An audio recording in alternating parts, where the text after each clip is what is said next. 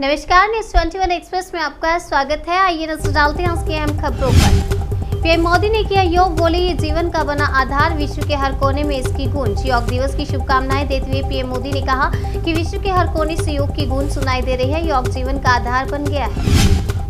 राम मंदिर निर्माण के लिए दान दिए गए 22 करोड़ के चेक हुए बाउंस, पता लगाए जा रहे हैं कारण। अयोध्या में राम मंदिर निर्माण के लिए चेक से किए दान में 22 करोड़ रुपए से ज्यादा के 15,000 चेक बाउंस हुए हैं। श्री राम जन्मभूमि तीर्थ क्षेत्र ट्रस्ट इसकी जांच कर रही है। 5 दिन बाद कम हुआ कोरोना का आंकड़ा, 24 घंटे में 10,000 से कम मामले। देश में पिछले 24 घंटे में 7,293 मरीज ठीक हुए हैं। कोरोना के एक्टिव मामलों की संख्या अब 79,313 है।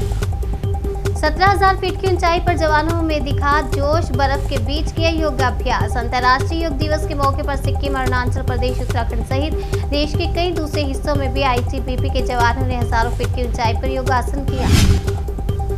दिल्ली पुलिस को मिली बड़ी कामयाबी, हत्या में शामिल 2 शूटर्स में 3 गिरफ्तार। स्पेशल सेल के हत्थे चढ़े इन तीनों शूटरों में से एक का नाम प्रियव्रत उर्फ फौजी है। प्रियव्रत ने ही सिद्धू मूसेवाला की हत्या की साजिश और प्लानिंग की थी। दिल्ली में स्मार्ट मीटर बताएंगे कितनी देर गुल रहेगी बिजली, एक साथ कई खूबियों से होगा लैस। दिल्ली में बीएसईएस बिजली डिस्कॉम 4,000 करोड़ रुपए बजट से 50 लाख बिजली के स्मार्ट मीटर लगाएगी। बीएसईएस ने कहा कि केंद्रीय ऊर्जा मंत्रालय की टाइमलाइन के अनुसार 2025 तक यह मीटर राजधानी में लग जाएंगे। दिल्ली हवाई अड्डे पर अब 10 मिनट में हो सकेगी इमरजेंसी लैंडिंग। आपात स्थिति से निपटने के लिए तैयार है सुरक्षा एजेंसी। दिल्ली एयरपोर्ट पर सुरक्षा एजेंसी ने बचाव कार्य का जायजा लिया। इससे पता चला है कि दिल्ली हवाई अड्डे पर महज 10 मिनट में आपात लैंडिंग हो सकती है। सब कंट्रोल में है, सियासी संकट से भरे संकेतों के बीच बोले शिवसेना सांसद संजय राउत। बता दें कि शिंदे सोमवार देर रात गुजरात के लिए रवाना हुए। पूर्व सीएम देवेंद्र फडणवीस गृह मंत्री अमित शाह से मिलने के लिए दिल्ली में मौजूद हैं। क्रॉस वॉचिंग के बाद कांग्रेस अपने विधायकों को दिल्ली तलब किया है। अग्निवीरों को हरियाणा सरकार में नौकरी की गारंटी, मुख्यमंत्री मनोहर लाल खट्टर का ऐलान। सेना ने जुलाई से अग्निपथ योजना के तहत नौकरी के आकांक्षी युवाओं के लिए अनिवार्य ऑनलाइन पंजीकरण को लेकर एक अधिसूचना जारी की है। अग्निपथ स्कीम पर पहली बार बोले एनएसए अजीत डोभाल, कहा करनी होगी भविष्य की तैयारी। राष्ट्रीय सुरक्षा सलाहकार अजीत डोभाल ने मंगलवार को पहली बार अग्निपथ योजना पर बात की और कहा कि हालात के मुताबिक बदलाव जरूरी है, इसलिए हमें भविष्य की तैयारी करनी है। शिवसेना से बगावत करने वाले एकनाथ शिंदे का पहला बयान। शिवसेना से बगावत करने वाले एकनाथ शिंदे ने पहली प्रतिक्रिया दी। उन्होंने कहा कि हम बाला साहब के पक्के शिव सैनिक हैं।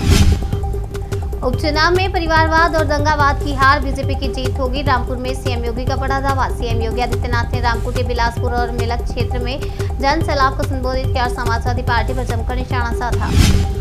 सीएम भगवंत मान ने पंजाब के लोगों को दिया खास तोहफा, अब नहीं लगाने पड़ेंगे चंडीगढ़ के चक्कर। पंजाब के मुख्यमंत्री भगवंत मान ने उद्योगपतियों के साथ मीटिंग की। मान का कहना है कि लोगों को चंडीगढ़ का चक्कर ना लगाना पड़े, इसलिए जल्द ही सीएम दफ्तर धूरी में खोला जाएगा।